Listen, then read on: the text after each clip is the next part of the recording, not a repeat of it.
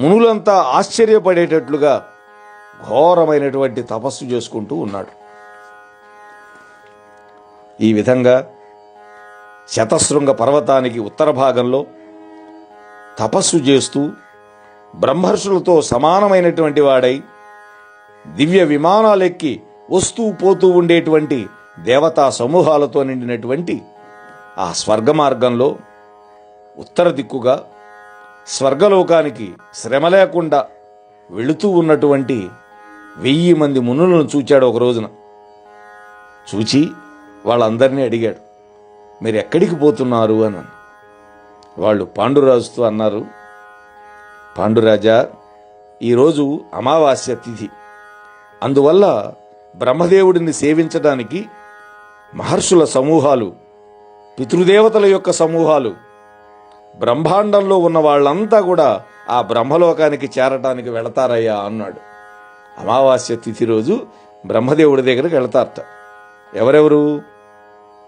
ఋషులు, పితృదేవతలు, అలాగే బ్రహ్మాండంలో ఉన్నటువంటి మహాత్ములంతా వెళతారు. ఎందుకని? అమావాస్య పితృదినంగా ప్రసిద్ధం. ఇప్పటికీ అమావాస్య రోజు పితృతర్పణాలు ఇచ్చేటటువంటి పద్ధతి చాలామంది పాటిస్తున్నారు. ముఖ్యంగా మహాళాయ పక్షాల్లో వచ్చే అమావాస్య అయితే చాలా చాలా చాలా ప్రసిద్ధమైనటువంటిది. తప్పకుండా ఆ రోజు పితృతర్పణాలు ఇస్తారు. అసలు ఆ పక్షం అంతా ఇస్తారు.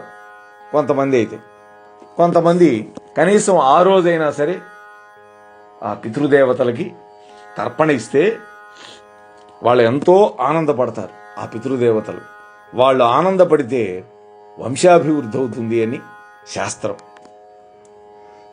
సరే, ఈ మాటలు విన్నాడు. అందుకని మేమంతా బ్రహ్మలోకానికి వెళుతున్నాం అన్నారు ఆ మునులు. ఆ మునుల యొక్క వెనక ఈయన కూడా 2 భార్యలన్నీ వెంట పెట్టుకొని మిట్టపల్లాలుగా ఉన్నటువంటి భూమి మీద పోతున్నాడు. పాండురాజు కూడా ఆ మాటలు విని, అప్పుడు ఆ ఋషులు అన్నారు తమ వెంట వస్తున్నటువంటి పాండురాజుతోటి, వీరలతి లలిత మృదులాకారలు గిరి విషమ గహన గహ్వరముల రానేరరు కావున ఇట చనుదేరక మీరుండుడివియు దేవపదంబుల్. ఇది అద్భుతమైన మాట. మహారాజా, పాండురాజా, నీ భార్యలున్నారే, వీళ్ళిద్దరు కూడా సుకుమారమైనటువంటి శరీరం కలిగిన వాళ్ళు. వీళ్ళు ఈ కొండలలో మిట్ట పల్లాలలో చొరటానికి శక్యం కానటువంటి గుహలలో నడిచి రాలేరు. ఇంక మీరు ఆగండి. ఎందుకంటే విశేషించి ఇవి దేవ మార్గాలు. అది దేవ మార్గాల్లో ఎవరు పడితే వాళ్ళు వెళ్ళటానికి వీల్లేదు. దేవ మార్గాలు అనడంలో ఇక్కడ ఏంటి ఒక ఆంతర్యం? ఈ మార్గంలో వచ్చే యోగ్యత మీకు లేదు అనేటువంటి అంశాన్ని సూక్ష్మాతి సూక్ష్మంగా పాండురాజు యొక్క మనస్సు నొచ్చుకోకుండా మునులు చెప్పారు. ఇక్కడ పాండురాజుకి తపస్సున్నది, కానీ సంతానం లేదు, అనపత్యుడు. సంతానహీనులకి దేవమార్గంలో ప్రవేశించడానికి అర్హత లేదు. ఈ విషయాన్ని పాండురాజు గ్రహించాడు. ఆయన తక్కువవాడు కాదు. ఋషులు అన్నటువంటి మాటలు విన్నాడు. మానవులు అక్కడికి పోలేరని తెలుసుకున్నాడు పాండురాజు. అంటే సంతానం లేనటువంటి వాళ్ళు మునులైనప్పటికీ స్వర్గద్వారాన్ని చూడలేరు కదా అన్నాడు. మహాత్ములారా, సంతానం లేని వాళ్ళు మహర్షులైనప్పటికీ కూడా స్వర్గపు ద్వారాన్ని చూడలేరట కదా అన్నాడు. అలనాడు మార్కండేయుడు తండ్రి మృకండు అదేవిధంగా మహర్షి చేత చెప్పబడ్డాడు, నువ్వు అనపత్యుడివి, అందువల్ల నువ్వు దేవలోకానికి రావడానికి వీల్లేదన్నారు. అదే సమయంలో ఇక్కడ ఆ మరుద్వతి అనేటువంటి ఆమె ఇంటికి ఆ మృకండ మహర్షి భార్య కొంతమంది మహర్షులు వచ్చారు భోజనానికి. వాళ్ళు భోజనానికి కూర్చోగానే మీ పిల్లల్ని కూడా పిలవండి, మాతో పాటు కూర్చుంటారన్నారు. పిల్లలు లేరన్నది. వాళ్ళు అన్నారు, పిల్లలు లేని వాళ్ళ ఇంట్లో మేము భోజనం చేయమని వెళ్ళిపోయారు. భర్తకు అక్కడ అవమానం, పిల్లలు లేరు కాబట్టి నువ్వు ఊర్ధ్వలోకాలకి రావడానికి వీల్లేదు ఆ సభలకి. భార్య అవమానపడి ఆ తర్వాత ఇద్దరూ కలిసి పరమేశ్వరుడి గురించి అద్భుతమైన తపస్సు చేసి మార్కండేయుడిని పొందారు. మొదట్లో 16 ఏళ్లే ఆయన ఆయుర్దాయం.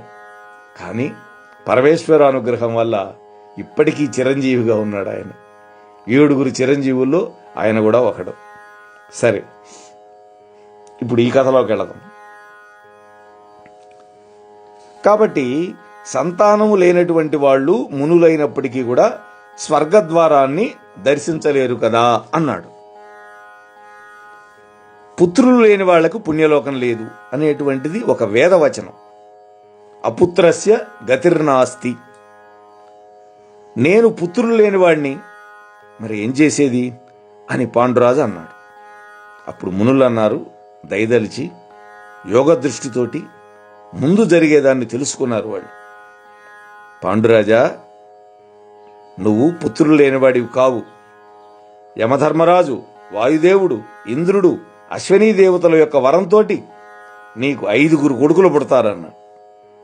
నీవు పుణ్యలోకాలు పొంది తీరతావు, కాబట్టి సంతానం కోసం ప్రయత్నించు అని వాళ్ళు సలహా చెప్పారు. మునులు మహాద్రష్టలు, అద్భుతమైనటువంటి దర్శనం కలిగిన వాళ్ళు ఈ మాట చెప్పారు. పాండురాజు వాళ్ళు చెప్పిన మాటలు విని మనస్సులో ఈ విధంగా అనుకున్నాడు. పురుషుడు దేవతల యొక్క, ఋషుల యొక్క, పితృదేవతల యొక్క, మనుష్యుల యొక్క రుణాలు 4 పుడతాడు. ప్రతి మానవుడు 4 రుణాలతో పుడతాడు. దేవరుణం, ఋషి రుణం, పితృణం, మనుష్య రుణం లేదా భూతరుణం ఏదైనా కావచ్చు. ఆయా కాలాలలో చేయవలసినటువంటి పనుల వల్ల మానవుడు ఈ రుణాల నుంచి విముక్తుడు కావాలి. ఆ విధంగా రుణముక్తుడు కావడానికి కానటువంటి వాడికి పుణ్యలోకాలు ఉండవు. యజ్ఞాలు చేసి దేవతల యొక్క రుణాన్ని తీర్చుకోవచ్చు. యజ్ఞాలు చేయటం వల్ల, తపస్సు, వేదాధ్యయనం, బ్రహ్మచర్య వ్రతం వల్ల ఋషుల యొక్క రుణాన్ని తీర్చుకోవచ్చు. శ్రార్థాలు పెట్టి పితృదేవతల యొక్క రుణాన్ని తీర్చుకోవచ్చు. కొడుకుల్ని కని కూడా పితృదేవతల యొక్క రుణాన్ని తీర్చుకోవచ్చు అని మనకి ఇంతకుముందు మనం చెప్పుకున్నాం ఆస్తికుడి యొక్క జన్మ వృత్తాంతం విషయంలో. కాబట్టి దయార్ద్ర హృదయుడైనటువంటి మానవుడు మానవ రుణాన్ని తప్పనిసరిగా తీర్చుకోవాలి. నేను ఒక్క పితరుల యొక్క రుణం తప్ప మిగతా 3 తీర్చుకున్నాను. ఎందుకని? యజ్ఞాలు చేశాడు, తపస్సు చేశాడు, వేదాధ్యయనం చేశాడు, బ్రహ్మచర్య వ్రతం పాటించాడు, అలాగే శ్రార్థాలు పెట్టాడు. ఇక కొడుకుల్ని కానీ పితృదేవతల యొక్క రుణాన్ని మాత్రం తీర్చుకోవాలి. మరి మనుష్య రుణాన్ని ఎలా తీర్చుకున్నాడు? దయార్ద్ర హృదయుడై బాధలలో, కష్టాల్లో ఉన్న వాళ్ళకి వాళ్ళ బాధలు తీర్చడం, వాళ్ళకు కావాల్సినటువంటి ద్రవ్య సహాయం చేయటం, ఇటువంటివన్నీ చేశాడు. కాబట్టి ఆ రుణం తీరిపోయింది. ఇక్కడ పంచమ వేదమైనటువంటి మహాభారతం ఆంధ్రీకరణంలో నన్నయ్య గారు సందర్భోచితంగా వేద ధర్మాలను వివరించడమే కాకుండా వేద వాక్యాలను కూడా చెప్పాడు. అపుత్రస్య గతిర్నాస్తి అనేటువంటి వాక్యం అటువంటిదే. రుణం అనేటువంటి శబ్దంలో రు అనేటువంటి వర్ణానికి బదులుగా రాకొమిస్తే రు, ఇటువంటివి కూడా కొంతమంది రాస్తున్నారు ఇవాళ అని కొన్ని తాళపత్రాల ప్రతుల్లో కూడా ఉండటం గమనించదగ్గ విషయం అంటున్నారు వ్యాఖ్యాతలు. దేహ నాశంబుతోడన తీరు ఎల్ల రుణములును, మరి పితరుల రుణము దేహనాశనమైనను తీరదు. నాకు నదియ తక్కియున్నది ఏనెట్లు దాని బాతు. శరీరం నశించిపోతే వెంటనే అన్ని రుణాలు తీరిపోతాయి. ఆ దేహానికి. కానీ పితృదేవతల రుణం మాత్రం శరీరం నశించినా కూడా తీరదు. నాకు ఆ ఒక్కటే మిగిలిపోయింది, నేను దాన్ని ఎట్లా తీర్చుకునేది అని విచారించి అలనాడు ఆ కిందమముని మృగరూపంలో ఉండి పెట్టినటువంటి శాపాన్ని తలుచుకొని తన వల్ల సంతానం కలిగే మార్గం లేకపోవడాన్ని ఆలోచించి ఒకరోజు ఒంటరిగా ఉన్నటువంటి కుంతీదేవితో ఈ విధంగా అన్నాడు. దానములను కుంతి, దానములం తపంబుల సదక్షిణ యజ్ఞములం విహీన సంతానులకు ఊర్ధ్వలోక సుపదంబుల వశ్యముగావు. లబ్ధ సంతానులయందు పుణ్యులిది తథ్యముగావున నుండు దక్కి సంతానము నాకు నయ్యడు విధంబొనరింపుము ధర్మ సంస్థితి.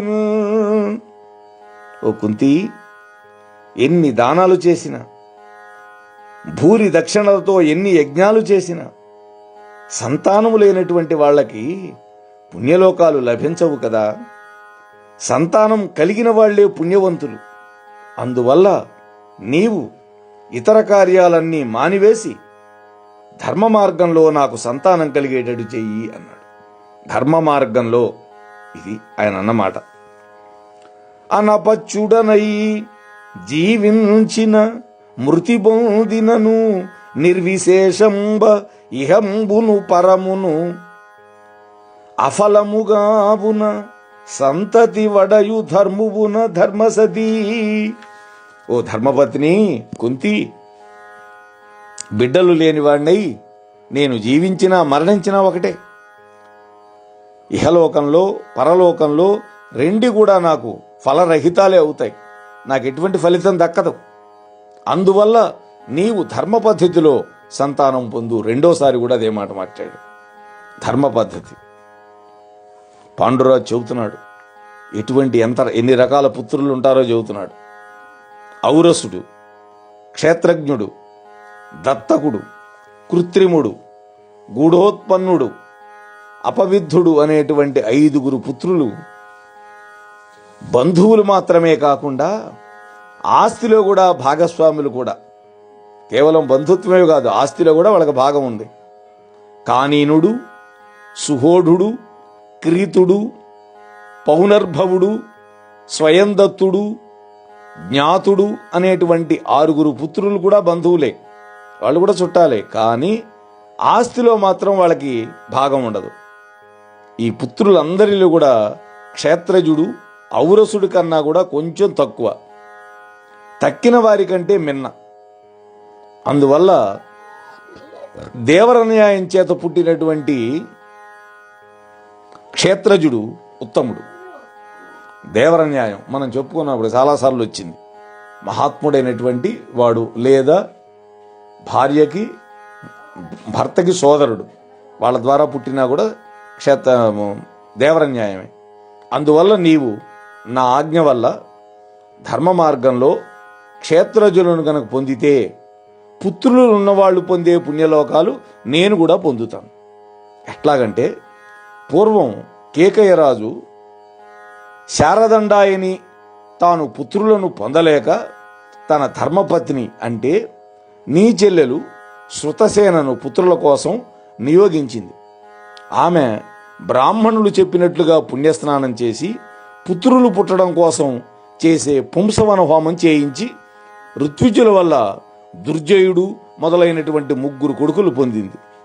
పుత్రులు పుట్టడం వల్ల అంతులేని పుణ్యం కలుగుతుంది. కాబట్టి దేవరన్యాయం చేత పుత్రులు పొందడంలో ధర్మంతో కూడినటువంటి ఆచారం అని పాండురాజు చెప్పాడు. ఇక్కడ వ్యాఖ్యాతలు చెప్పినటువంటి విషయాలు కూడా మనం ఒక్కసారి ఆలోచిద్దాం.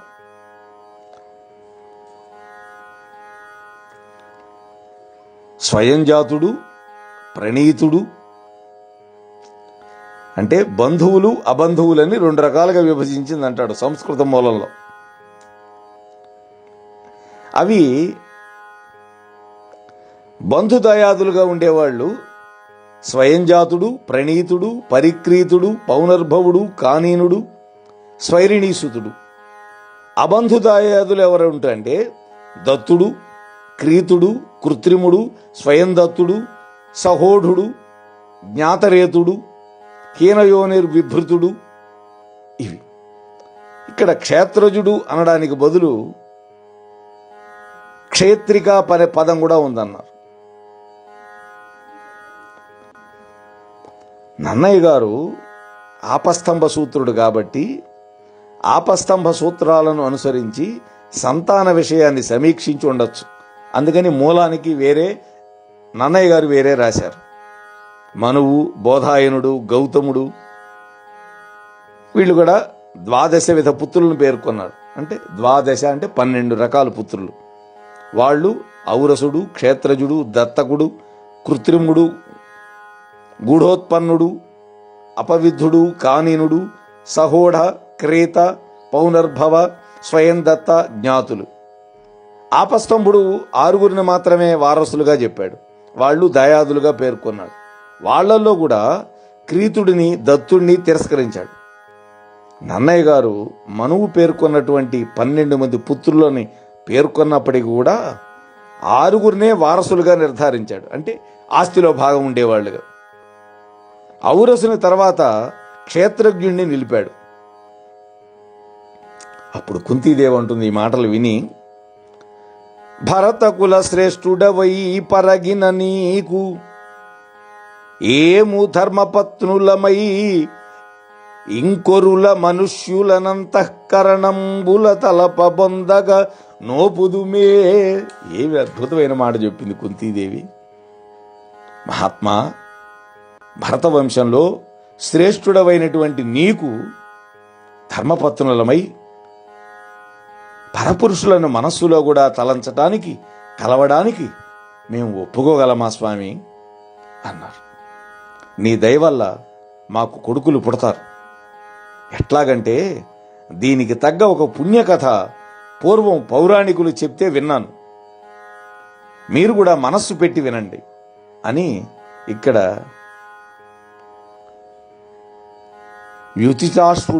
వ్యుషితాశ్వుడు అనేటువంటి యొక్క రాజు యొక్క కథ చెబుతోంది అమ్మవారు.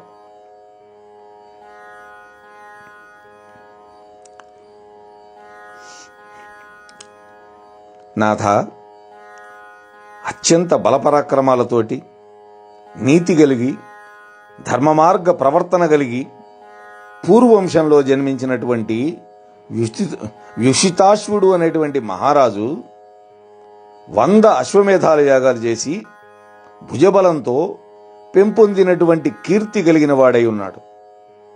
4 దిక్కులలో ఉన్న సమస్త రాజులను జయించాడు ఆయన.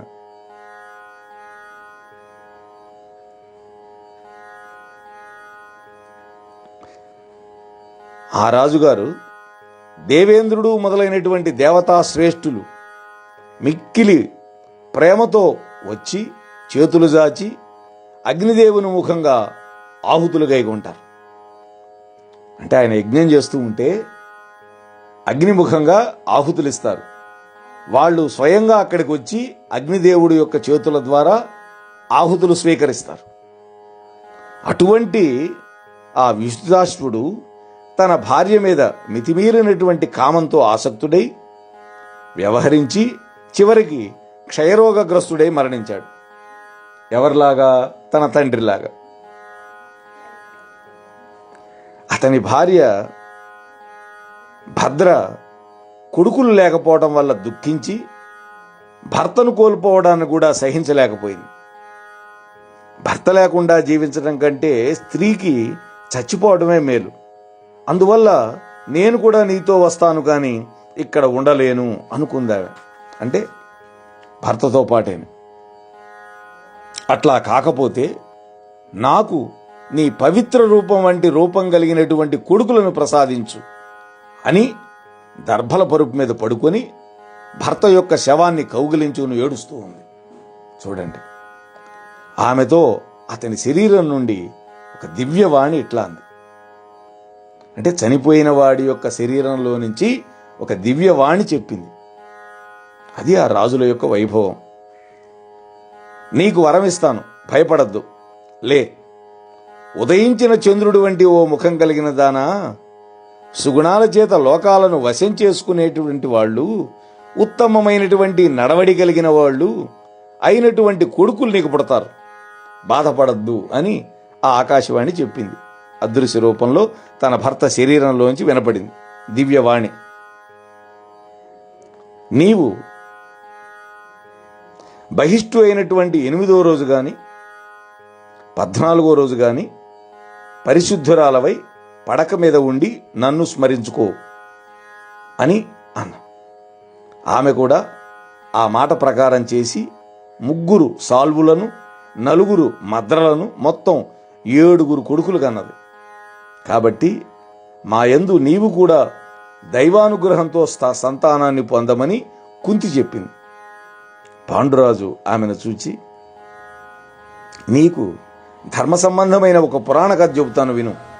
పూర్వం స్త్రీలు భర్త వల్ల కట్టడి లేని వాళ్ళై స్వతంత్రమైనటువంటి ప్రవర్తన కలిగి సర్వప్రాణి సాధారణమైనటువంటి ధర్మంతో తమ తమ జాతులలో బహిష్టు అయినటువంటి తర్వాత గర్భధారణకి యోగ్యమైనటువంటి 16 రోజుల కాలం దాటకుండా నియమించబడినటువంటి లేదా నియమింపబడని పురుషుడితోటి రమిస్తూ ఉంటే మహాతపస్వి అయినటువంటి శ్వేతకేతుని యొక్క తల్లి, మహాముని అయినటువంటి ఉద్దాలకుడి యొక్క భార్య, మహాపతివ్రత అయినటువంటి ఆమె ఋతుమతిగా ఉన్న సమయంలో ఒక వృద్ధ బ్రాహ్మణుడు అతిథిగా వచ్చి తనకు పుత్రుడు కావాలని ఆమెను కామించాడు. అప్పుడు శ్వేతకేతుడు కోపించి ఇది ధర్మ విరుద్ధం అని తిట్టి దాన్ని సహించకుండా ఒక శాపం పెట్టాడు, ఒక కట్టడి చేశాడు ఆ శ్వేతకేతు. ఇది మొదలు స్త్రీలు ఎప్పుడు కూడా పరపురుషులను కోరుకోకూడదు. వివాహిత స్త్రీలకి పురుష సంగమం వల్ల సర్వ పాపాలు కలుగుతాయి. ఏది? పురుషులతో సంగమం వల్ల. ఈ కట్టుబాటు అంటే పరపురుషుడితోటి ఈ కట్టుబాటు లోక ప్రసిద్ధంగా మానవులందరికీ చేస్తున్నాను అన్నాడు ఆ శ్వేతకేతు.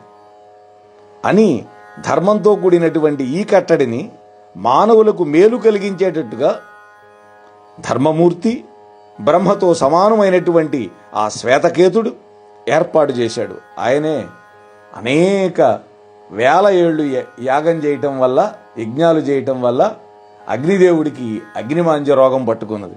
అది మనకి సభాపర్వంలో వస్తుంది ఆ కథ. ఆ మర్యాదనే శిష్టులంతా కూడా అనుసరించడంతో అది లోకానికి పూజింపదగింది, ఆచరణ యోగ్యంగా ఇప్పటికీ నడుస్తోంది అన్నాడు పాండురాజు. అప్పుడు కుంతి అన్నది, నాథ, పశుపక్షాదులతో కూడా ఉత్తర కురుభూములలో ఇప్పటికీ ఆడుప్రాణి ఋతుకాలంలో ఏ నియమం లేకుండా ఇష్టం వచ్చినట్టు మగప్రాణితో రమించే మొదటి పద్ధతే ఉన్నది. ఇప్పటికీ మీరు చెప్పే పద్ధతి లేదు. శ్వేతకేతుడు ఆ విధంగా మానవులలో ఏర్పాటు చేసిన ధర్మం వల్ల ఆ రోజు నుండి పురుషులు ధర్మ మార్గంలో వివాహం చేసుకున్న భార్యలకు ఎల్లప్పుడూ తమ భర్తల మీద భక్తి కలిగి ఉండడం, పరపురుషులను విడిచిపెట్టడం అలవాటైంది అన్నది.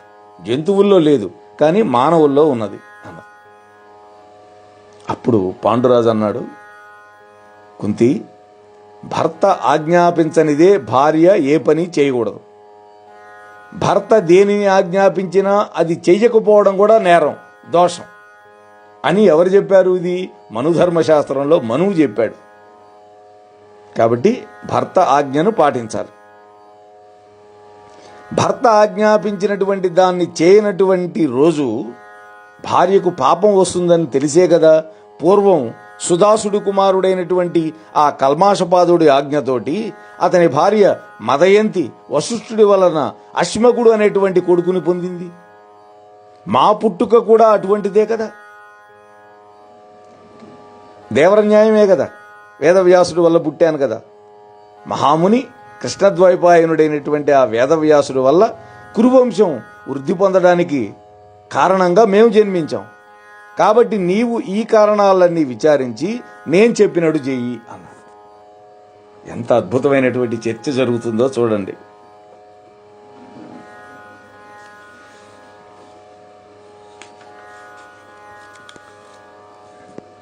ఓ కుంతి, విసుగు లేకుండా ధర్మశాస్త్రాలలో పురాణాలలో సంతానమే మేలు అని చెప్పగా వింటున్నాం కదా. అందువల్ల కీర్తిమంతులైనటువంటి పుత్రులని పొందు. కమలాల జంట వంటి నా చేతులు రెండు ఎత్తి నీకు నమస్కారం చేస్తాను అన్నాడు. బా, పాండురాజు కరకమలాలను జోడించి భార్యను ప్రార్థించడంలో ఒక వైశిష్యాన్ని ప్రదర్శించాడు. పాండురాజు చెప్పినటువంటి కథనాన్ని బట్టి సమాజ వ్యవస్థలో పూర్వం మాతృస్వామ్య వ్యవస్థ ఉండేది. ఆ తరువాత శ్వేతకేతువు మొదలైనటువంటి వాళ్ళు వివాహిత అన్యపురుష సంయోగం పొందటం వల్ల పాపం అనేటువంటి కట్టుబాటు ఏర్పరిచాడు. అప్పటి నుంచి పితృస్వామ్య వ్యవస్థకు ప్రాతిపదిక వేశాడు. మధ్య మార్గంగా దేవర న్యాయం ప్రవర్తిల్లింది. దానితోటి మిశ్రమస్వామ్య వ్యవస్థ తలెత్తింది. అంటే అటు భర్తృస్వామ్యం భార్యాస్వామ్యం కాకుండా భర్త బ్రతికి ఉండగా అన్యపురుష స్మరణం గ్రహణం సముచితం కాదని కుంతీదేవి చెప్పింది. కానీ పాండురాజు పతి యొక్క అనుమతితోటి దేవర న్యాయంతో కలిగే సంతానం క్షేత్రజులను పొందమని మాతృస్వామ్య ప్రవృత్తిని ప్రార్థిస్తున్నాడు. ఇక్కడ దేవాంశ సంభూతులు దేవర న్యాయజుల కంటే కూడా ఉత్తములని కుంతి అభిప్రాయం. నమస్కరించే పాండురాజులో పుత్రుల కోసం దైన్యం కనపడుతోంది. మాతృవ్యవస్థ మీద గౌరవం మనకి ధ్వనిస్తున్నాయి అని కొడుకుల యొక్క ముఖాన్ని చూడాలనేటువంటి కుతూహలంతో దీన వదనంతో ఆ పాండురాజు కుంతీదేవిని ప్రార్థించాడు. ఆమె కూడా కొడుకులను కనాలి అనేటువంటి కోరికతో అనుకూలవర్తి అయి తన చిన్నతనంలో కుంతి భోజన ఇంట్లో దుర్వాసుడి చేత తాను పొందినటువంటి మంత్రం విషయాన్ని భర్తకు అప్పుడు చెప్పింది. ఆ మంత్రానికి ఇది సమయమని, ఏ దేవుడిని సేవించాలో ఆజ్ఞాపించమని భర్తను అడిగింది. అంతే తప్ప కన్యగా ఉన్నటువంటి సమయంలో కర్ణుని కన్నాననే విషయం మాత్రం చెప్పల ఆమె.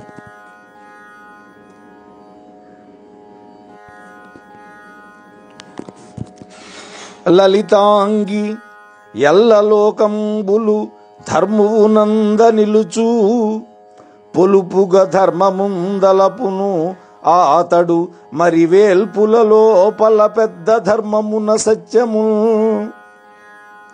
ఇక్కడ ఏ దేవతను ప్రార్థించమంటున్నారు మీరు పుత్రుల కోసం అని అడిగినప్పుడు, ఓ కుంతి, అన్ని లోకాలు ధర్మం మీదే స్థిరంగా నిలబడతాయి.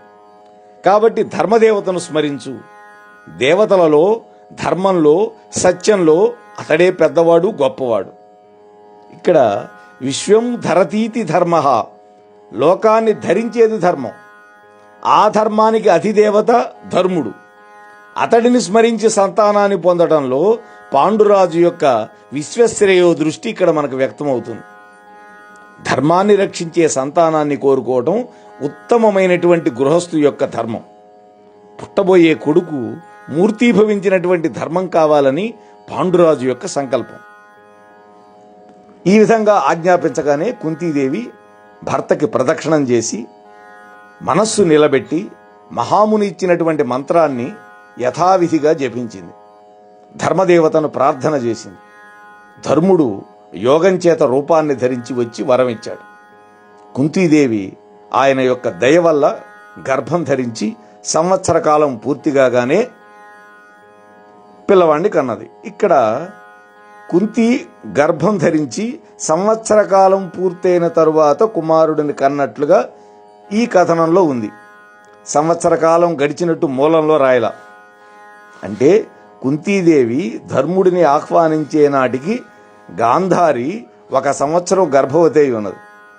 ఇక్కడ సంవత్సర ధృతే గర్భే గాంధర్య జనమేజయ అని మూలంలో ఉన్నది. కాబట్టి అటువంటి పుత్రుడు ఎటువంటి పుత్రుడు పుట్టాడు, ఆయన యొక్క లక్షణాలు ఏంటి అనేటువంటి విషయాలని శ్రీకృష్ణుడి యొక్క దివ్యానుగ్రహంతో రేపటి రోజు మీతో పంచుకునే ప్రయత్నం చేస్తాను. అంతవరకు స్వస్తి.